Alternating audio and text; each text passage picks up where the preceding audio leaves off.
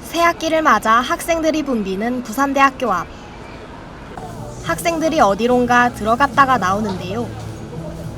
기다리는 학생들 사이에서 바빠 보이는 한 사람. 오늘의 주인공, 효원도서 사장님이십니다.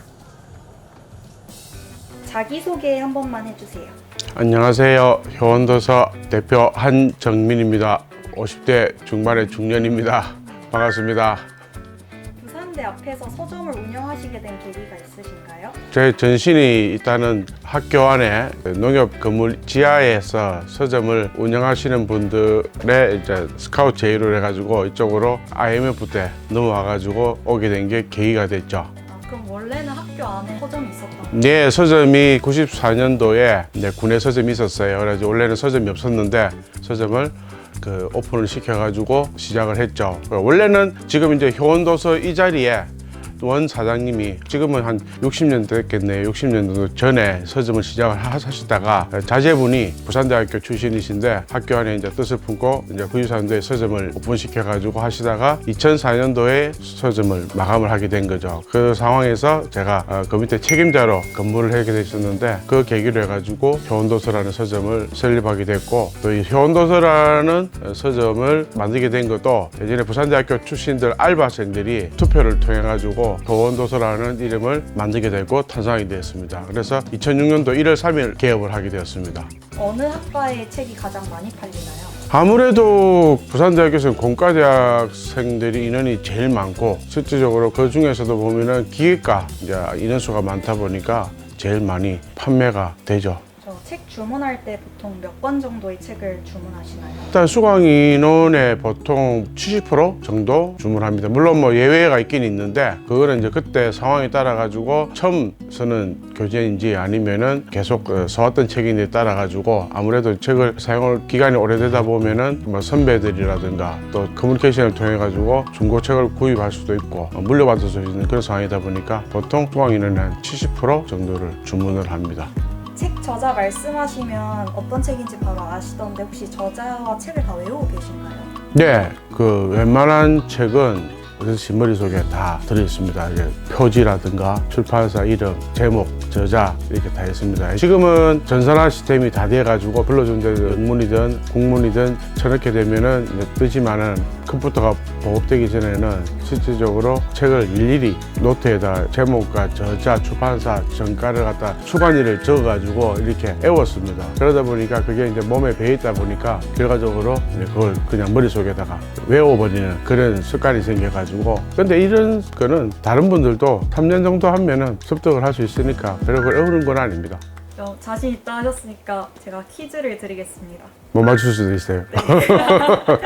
1학년이라면 네. 학교에서 지정해준 교양 수업을 꼭 들어야 하는데요. 이 중 1학년 필수 교양 과목이 아닌 것은 무엇일까요? 1번 열린 사고와 표현, 2번 대학 영어, 3번 미디어 글쓰기, 4번 고전 읽기와 토론, 5번 컴퓨팅 사고와 인공지능.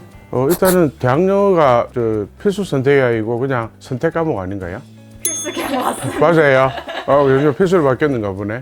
그러면 질문을 조금 바꿔서 고전 읽기와 토론은 필수 교양 과목일까요?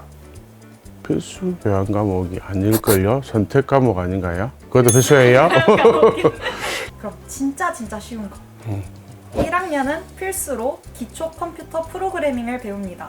이 중 하나는 C 언어, 하나는 R 언어인데요. 나머지 하나는 무엇일까요?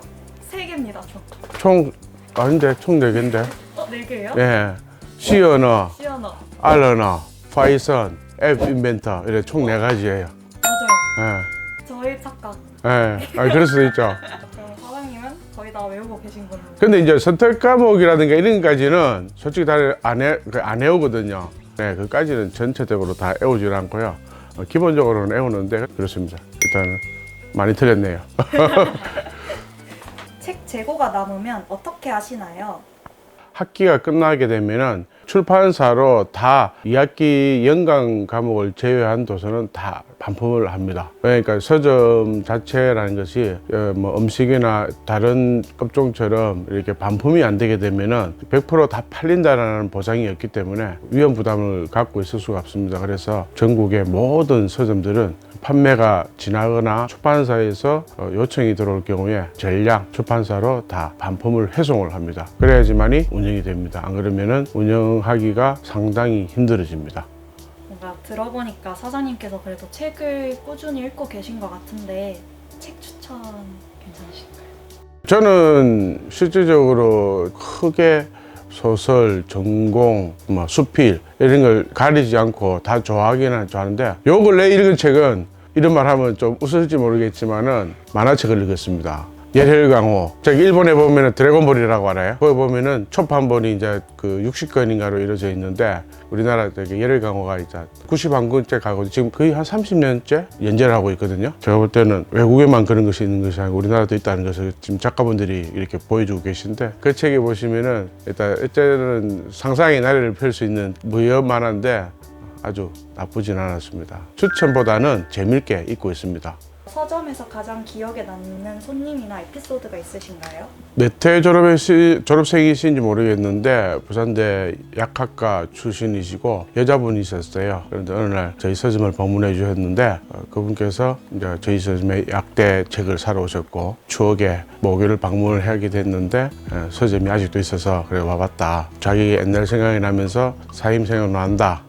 친절하게 뭐 설명도 해주시고 하셔가지고 많이 도움이 됐다. 나가시면서 끝까지 서점 접지 말고 다음에 또 올 때까지 서점을 계속 운영해 주시라 이 말씀을 하시면서 바깥을 한 박스를 사오셔가지고 주고 가셨는데 그런 얘기를 들었을 때 내가 서점하기를 잘했구나 라는 생각을 하게 됩니다. 저희가 찍으면서 사장님께서 사장님 그럼 이 효원도서 언제까지 운영하실 계획이세요?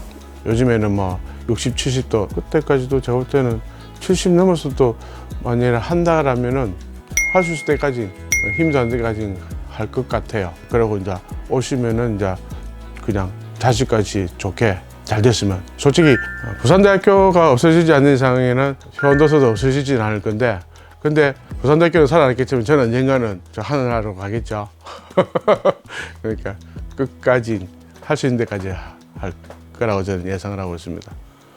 사장님께 부산대란?